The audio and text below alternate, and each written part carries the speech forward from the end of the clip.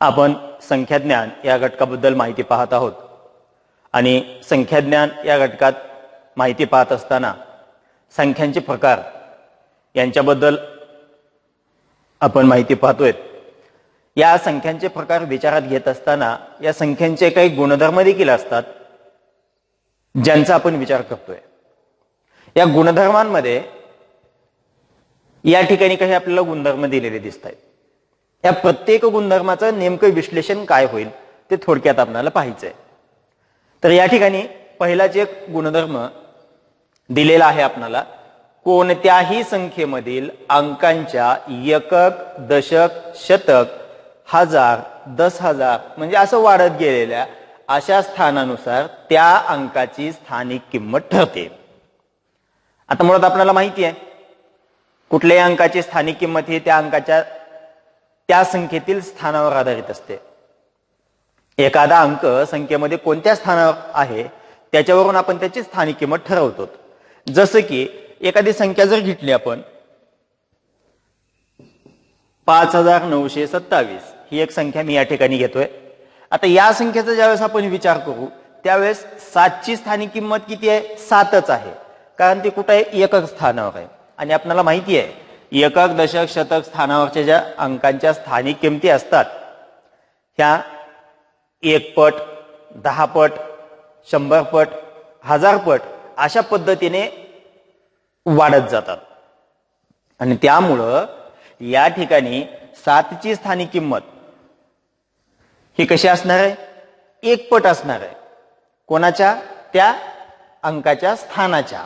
आता स्थानांचा ज्यावेळेस आपण विचार करतो त्यावेळेस एकक, दशक, शतक आपण जर या ठिकाणातून घेतलं एकक, दशक, शतक, हजार या पद्धतीचा ज्यावेळेस आपण विचार करतो त्यावेळेस एककाची स्थानिक किंमत ही 1 पट असते, दशकाची स्थानिक किंमत 10 पट, शतकाची स्थानिक किंमत 100 पट आणि हजाराची स्थानिक किंमत 1000 पट असते।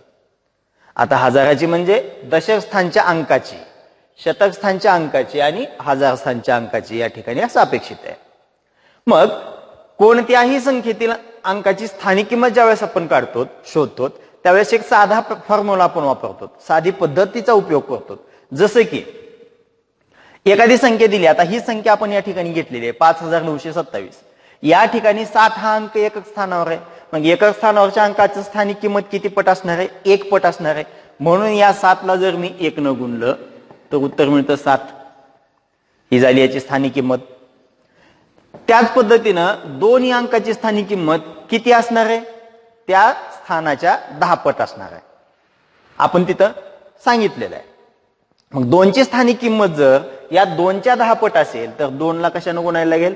10 न, म्हणजे याची स्थानिक किंमत आली 20। त्याच पद्धतीने मी जर 9 चा विचार केला तर 9चं स्थान शतक आहे आणि शतकाची स्थानिक किंमत किती पट असते? स्थानाच्या 100 पट असते। म्हणून या 9 ला काय केलं मी? 100 न गुणलं, याची किंमत आली 900। त्याच पद्धतीनं 5 या अंकाचा जर ज्यावेळेस मी विचार करतो, 5 हा अंक कोणत्या स्थानावर आहे? हजार स्थानावर आहे। आता हजार स्थानावरच्या अंकाची स्थानिक किंमत ही त्या स्थानाच्या 1000 पट असते। म्हणून 5 ला कशानं गुणायचं? 1000 न गुणायचं, म्हणून याचं उत्तर येतं 5000। पहा, मग हा गुणधर्म आपल्याला या ठिकाणी हेच सांगतोय कोणत्याही अंकाची स्थानिक किंमत ही कशानुसार ठरणार आहे? त्या अंकाच्या स्थानानुसार ठरते। आणि स्थानानुसार ज्यावेळेस आपण विचार करतो त्यावेळेस एककाची स्थानिक किंमत स्थानाच्या 1 पट आहे, दशकाची स्थानिक किंमत स्थानाच्या 10 पट आहे, शतकाची स्थानिक किंमत स्थानाच्या 100 पट आहे। तर हजारात स्थानाच्या अंकाची स्थानिक किंमत हे त्या स्थानाच्या 1000 पट आहे। अशाच पद्धतीने हे इकडे वाढत जाणार आहे। मग 10,000 स्थानच्या अंकाच्या स्थानिक किंमतीचा विचार ज्यावेळेस आपण करतो त्यावेळेस काय असणार आहे? मग 10,000च्या जाग्यावर 10,000च्या स्थानावर एखादा अंक असेल तर त्याची स्थानिक किंमत ही त्या स्थानाच्या 10,000 पट इतकी होणार आहे। आणि ज्यावेळेस आपण विस्तारित मांडणीचा उपयोग करतो त्यावेळेस एक गोष्ट लक्षात येते आपल्याला की या सगळ्यांची ज्यावेळेस मी बेरीज करेन त्यावेळेस मला कोणती संख्या मिळणार आहे? 5927। त्यामुळं सरळ सरळ आपल्याला सांगता येतं की कोणत्याही संख्येतील अंकाच्या एकक, दशक, शतक अशा स्थानानुसार त्या अंकाची स्थानिक किंमत ठरते. आता बघूयात पुढचा गुणधर्म काय सांगतो ते. एखाद्या संख्येतील एकक व दशक स्थानच्या अंकाची अदलाबदल केली आणि एखादी नवीन संख्या आपल्याला मिळाली तर येणारी मूळ संख्या आणि मूळ संख्या यांच्यातील फरक हा 9च्या पटीत असतो आणि ही 9ची पट त्या अंकातील फरकाची असते. आता मी एक संख्या घेतो या ठिकाणी, कोणतीही एक संख्या आपल्याला या ठिकाणी घ्यायची आहे. समजा 3294 ही एक संख्या घेतली आणि हा गुणधर्म काय सांगितला आपल्याला, एखाद्या संख्येतील एकक व दशक स्थानच्या अंकांची, म्हणजे आपल्याला फक्त इथे एकक आणि दशक स्थान हे दोनच ठिकाणचे अंक अपेक्षित आहेत. मग या अंकाची अदलाबदल केली, या अंकाची मी काय करतोय, चेंज करतोय, एकमेकांचं स्थान बदलतोय. म्हणजे संख्या कोणती मिळाली आपल्याला, 3249. तर येणारी संख्या, आता कोणती संख्या मिळाली, 3249 ही संख्या मिळाली आणि मूळची संख्या कोणती होती, 3294. यांच्यातला फरक आपल्याला विचारलाय. हा फरक आपण काढू शकतो. 3294 वजा 3249. फरक ज्यावेळेस आपण काढतो त्यावेळेस 5400 हा आपल्याला या ठिकाणी 45चा फरक मिळाला. आता 45 हा फरक ज्यावेळेस मिळतो त्यावेळेस 45 ही संख्या 9च्या पटीत आहे का बघा बरं, आहे. 9 45. मग 45 ही संख्या जो मिळाली ही कोणती संख्या होती, या दिलेल्या मूळ संख्येतील एकक आणि दशक स्थानची आपण अदलाबदल केली, त्यांचं स्थान बदललं होतं आणि जी नवीन संख्या आपल्याला मिळाली ही संख्या आणि मुळातली संख्या म्हणजे सुरुवातीला दिलेली संख्या यांच्यातला फरक किती निघाला, 45.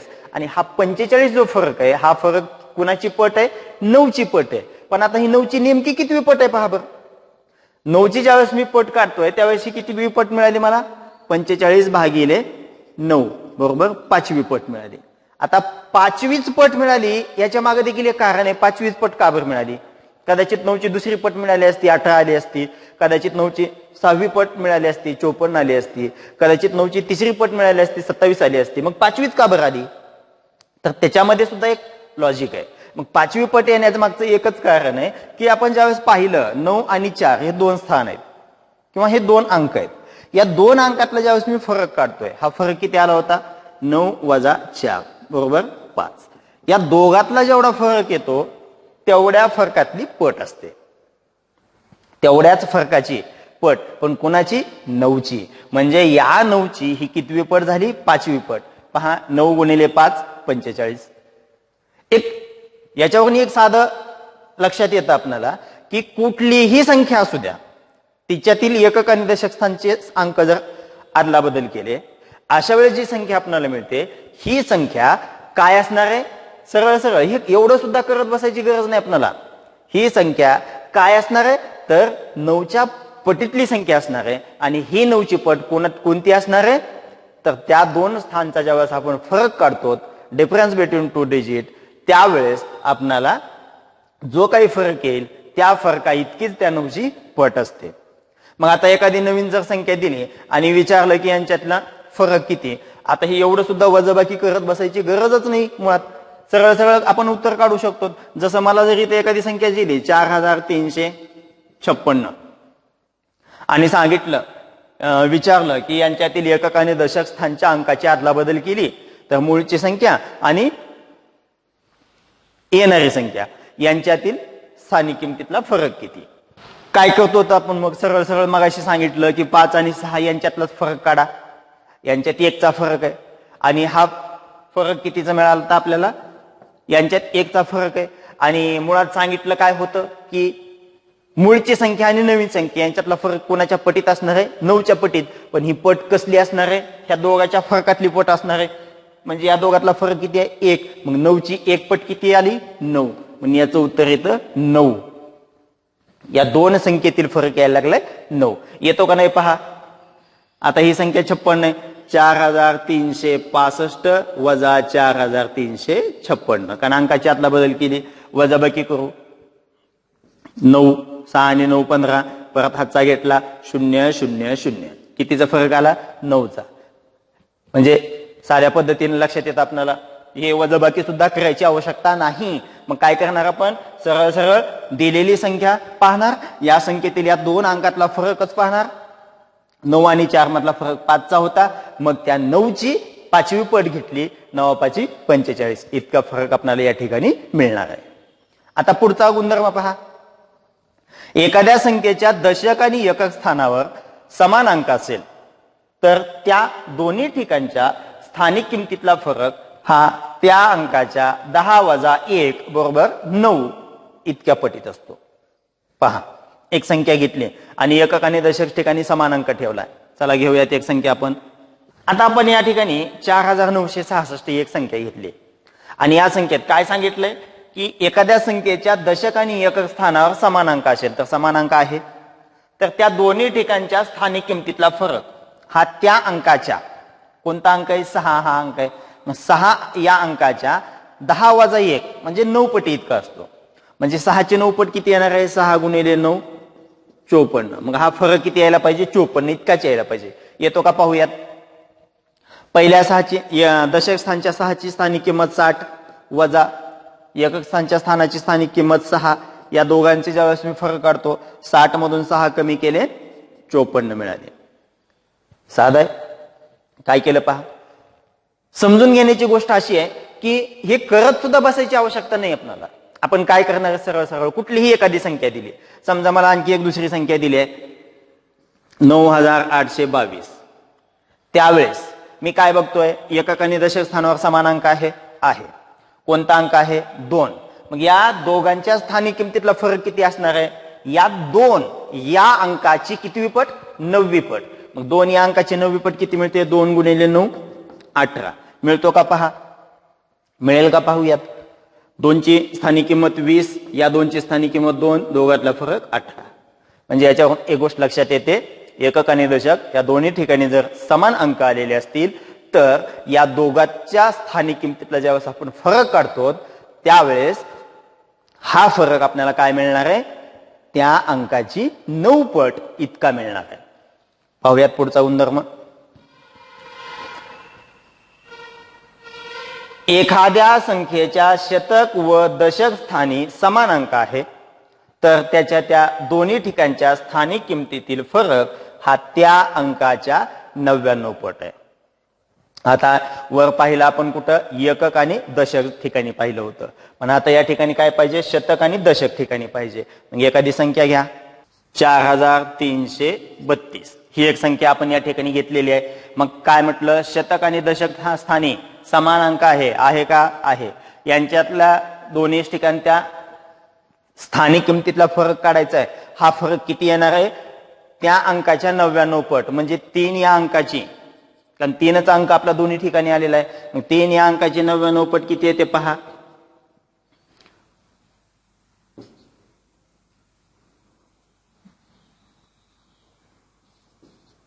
297.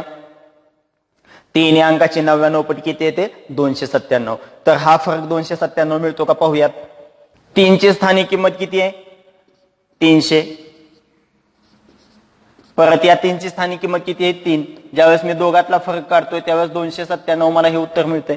याचाच अर्थ असा की जर दशक आणि शतक स्थानावर समान अंक असतील आणि त्या दोन स्थानाच्या स्थानिक किमतीतला फरक आपल्याला दिलेला असेल किंवा विचारला असेल, अशा वेळेस आपण काय करणार आहेत?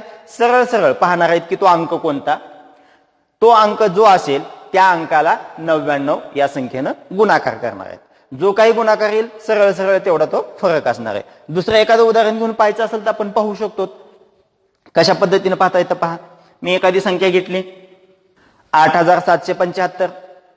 साधं समान अंक कोणता आहे? 7 आहे. कोणत्या कोणत्या ठिकाणी आलाय? दिलेल्या अटीमध्ये आली आहे का संख्या पहा. आलेली आहे. कोणत्या कोणत्या स्थानावर आहे? दशक आणि शतक स्थानावर समान अंक आहे. मग हा अंक कोणता आहे? 7 आहे. मग 7ची आपल्याला कितवी पट पाहिजे? 99 पट पाहिजे. मग सरळ सरळ काय करणार मी? 99 गुणिले 7 करणार. 97 63 ला 3 हातचे 6, 97 63 आणि 6 69. पहा एवढा फरक येतो का पाहूयात. या 7ची स्थानिक किंमत 700, परत या 7ची स्थानिक किंमत 7. 700 मधून 7 कमी केले की 693 ही संख्या आपल्याला मिळते. त्यामुळं ही गोष्ट आपल्याला या ठिकाणी या पद्धतीनं सांगता येईल. आता पहा आपण संख्या ज्ञान या घटकावरच्या संख्याच्या गुणधर्माचा काही विचार करत आहोत. आणि गुणधर्मांचा विचार करत असताना आता पुढचा एक गुणधर्म आपल्याला इथे दिलेला आहे. हा गुणधर्म काय सांगतो पहा.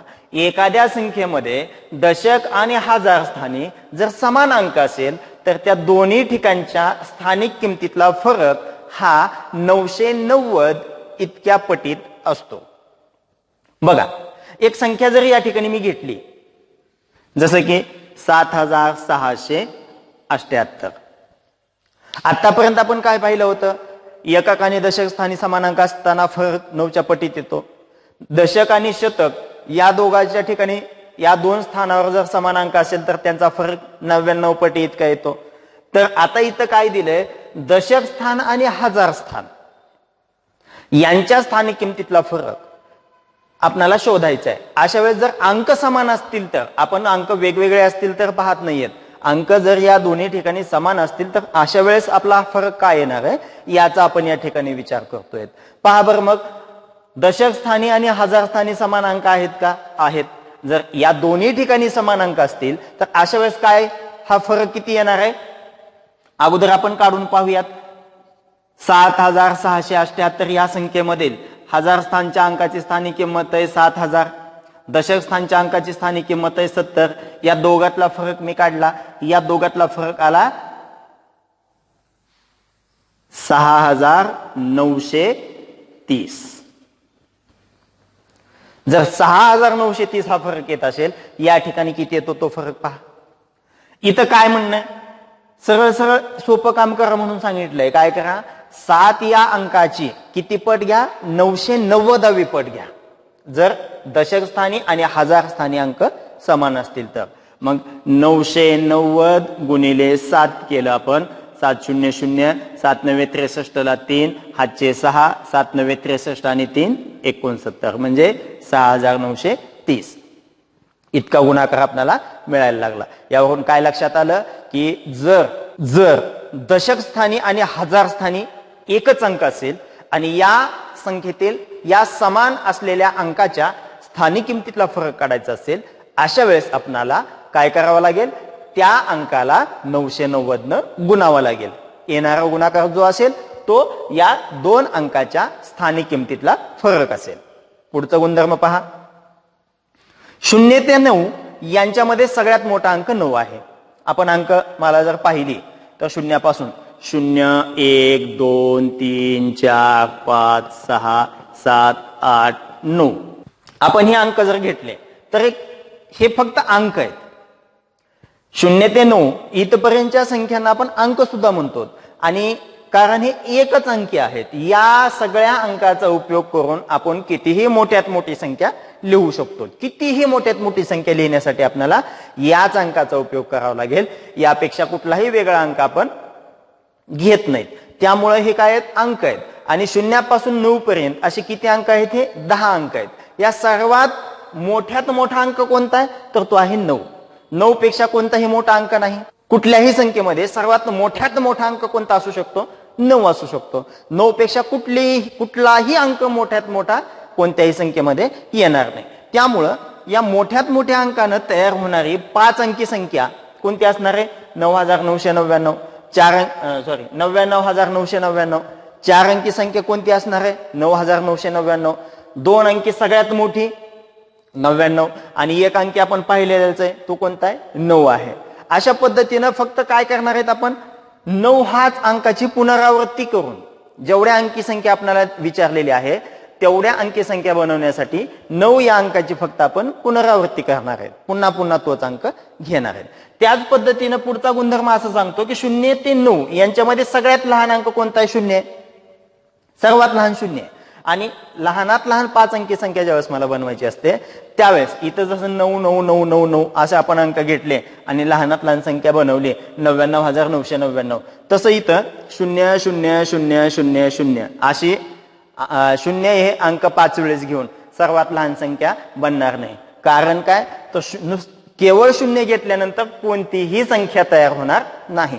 शून्य हा फक्त आणि फक्त अंक आहे, ती संख्या नाही. तर 1 पासून 9 पर्यंतचे जे अंक आहेत या अंकांना आपण संख्या सुद्धा म्हणतो. या संख्या सुद्धा आहेत, म्हणजे त्या कशा संख्या आहेत? एक अंकी संख्या आहेत.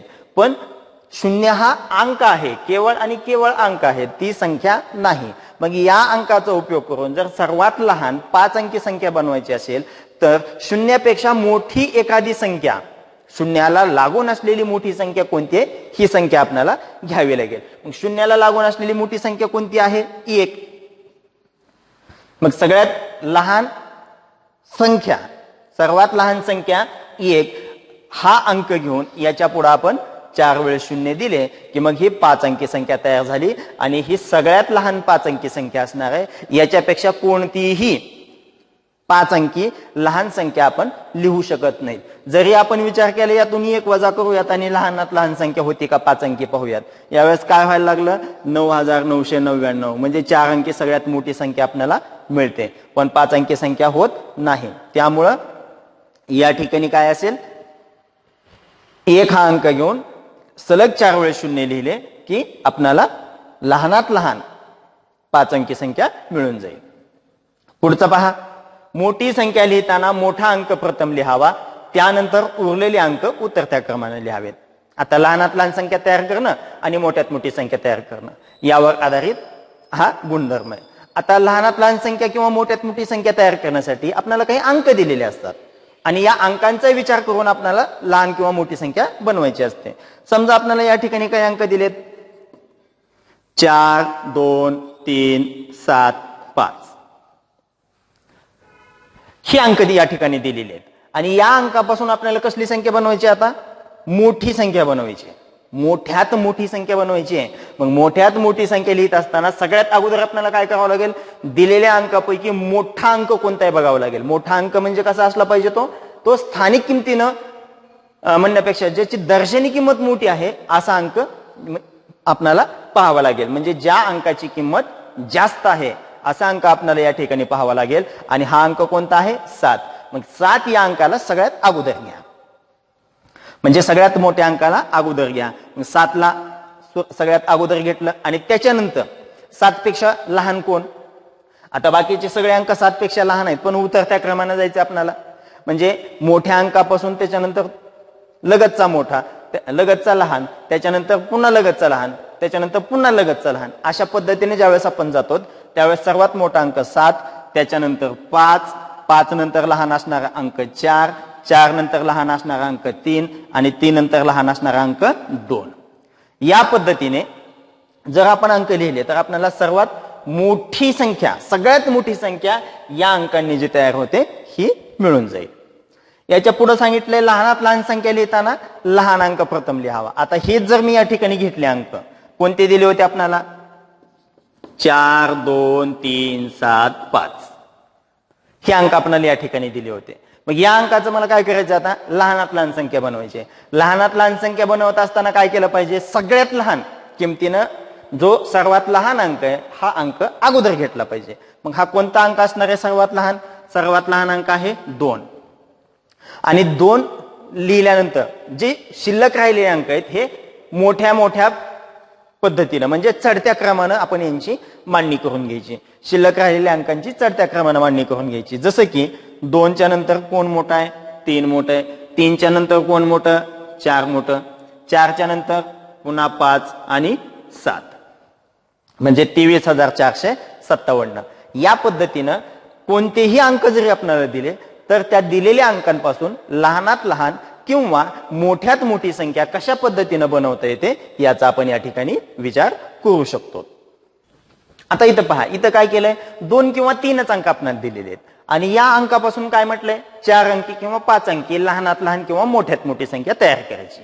मग आता आपण आतापर्यंत पाहिलं की 4 अंक दिलेले असताना 4 अंकी लहानात लहान संख्या कशी बनतो, 5 अंकी दिलेले असताना 5 अंकी मोठ्यात मोठी संख्या कशी तयार केली जाते. याच्यासाठी आपण कशाचा आधार घेतला होता?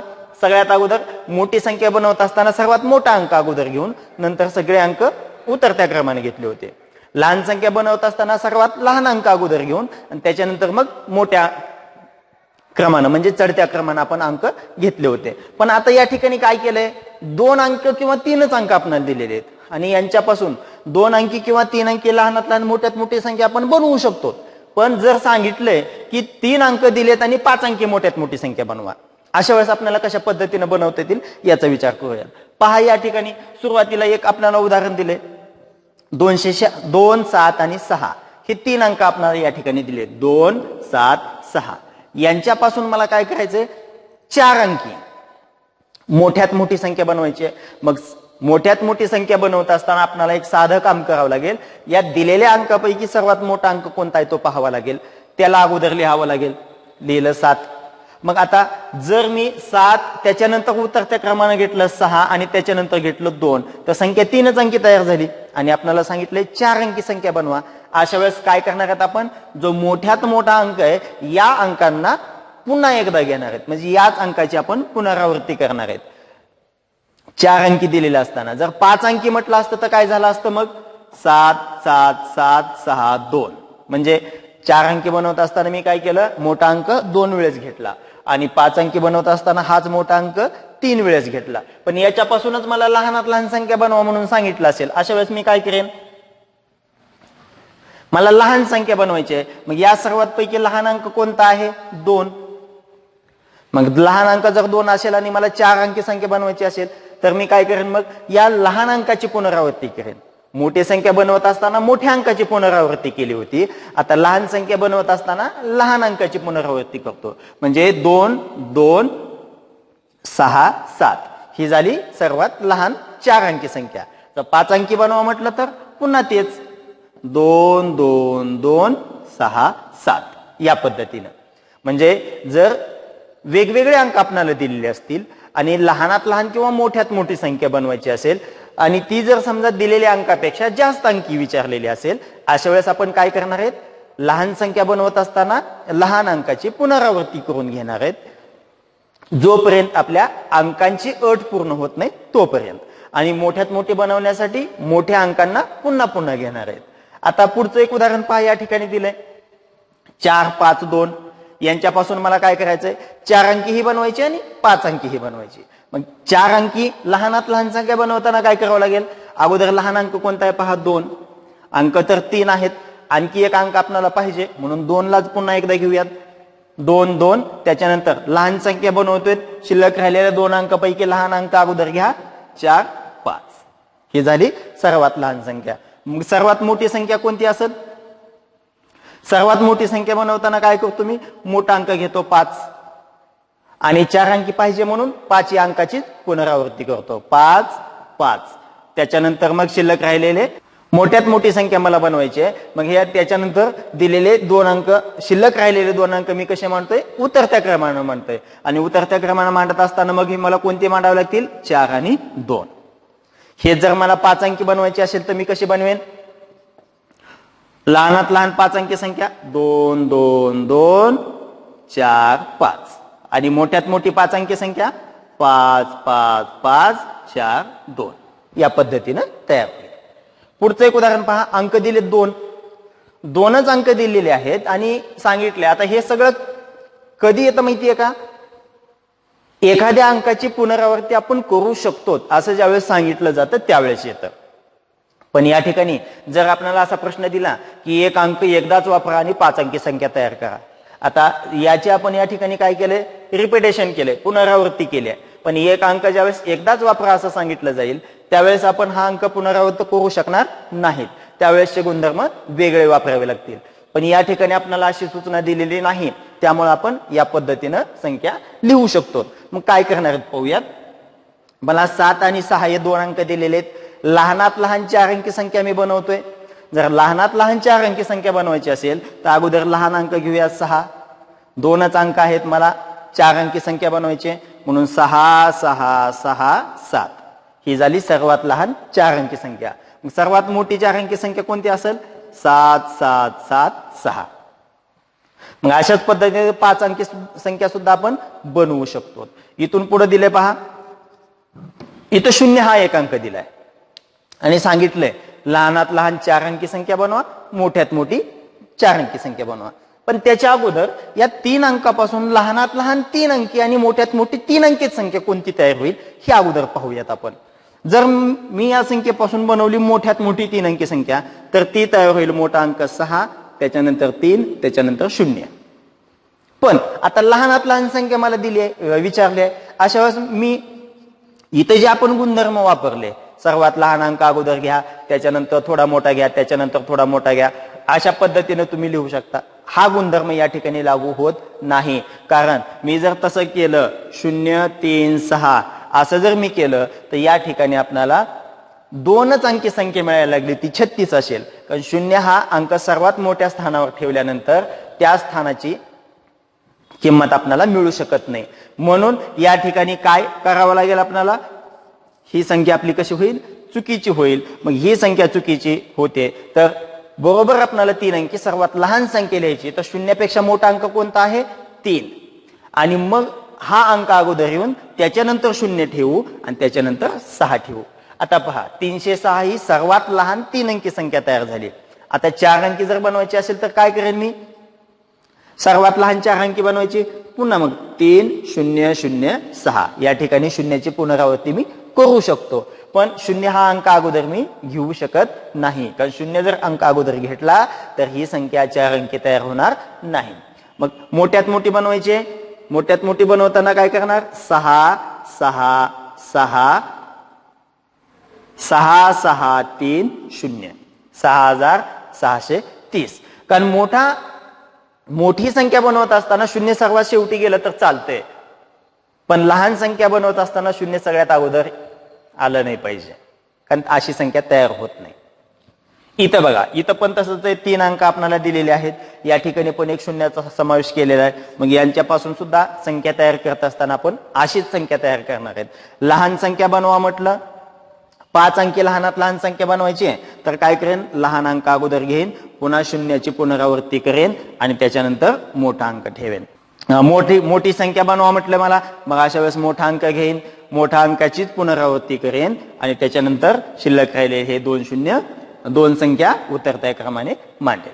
अशा पद्धतीनं आपण काही ठराविक जरी अंक दिले आणि यांच्यापासून लहानात लहान किंवा मोठ्यात मोठी संख्या बनवा असं जरी आपल्याला ज्यावेळेस सांगितलेलं असेल त्यावेळेस आपण या पद्धतीने संख्या लिहू शकतो. फक्त लक्षात काय ठेवलं पाहिजे, 3 अंकापासून 5 अंकी संख्या तयार करत असताना दिलेल्या अंकामध्ये 0 हा अंक नसेल, अशा वेळेस लहानात लहान संख्या बनवत असताना काय करणार आहेत, लहान अंकाची पुनरावृत्ती करणार आहेत.